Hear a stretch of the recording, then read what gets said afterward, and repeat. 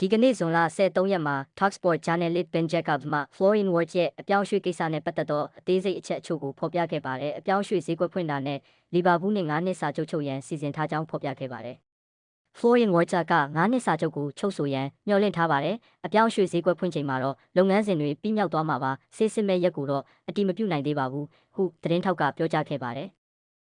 ဒီသဘောတူညီချက်ကိုလီဗာပူးရဲ့အားကစားဒါရိုက်တာ Richard Hagi ကတွန်းအားပေးနေပါတယ်။ဘုတ်ဖွဲ့ကဘတ်ဂျက်ကန့်သက်ချက်ကြောင့်လီဗာပူးအတွက်ငွေပေးချေမှုစီကံသတ်မှတ်ချက်တွေကိုလိုက်နာပြီးတိစောက်ဖို့ကအရေးကြီးပါတယ်။အပိုး program တွေပေါ်ပေါက်လာမယ်ဆိုရင်လီဗာပူးဟာထူးထူးခြားခြားဖလားတွေရရှိပြီးရောကြေးပေးဖို့ပြင်ဆင်လိမ့်မယ်ဟုဆိုလိုတာဖြစ်ပါတယ်။ Hagi ဟာဒီကစားသမားကိုခေါ်ယူနိုင်ဖို့ Bayer Leverkusen ရဲ့ Sport CEO Simon Rolfing နဲ့တပတ်လုံးဆွေးနွေးညှိနှိုင်းမှုတွေပြုလုပ်ခဲ့ပြီးနှစ်ဦးနှစ်ဖက်အကျိုးရှိစေမဲ့သဘောတူညီချက်တစ်ခုရရှိအောင်ကြိုးပမ်းခဲ့ပါတယ်။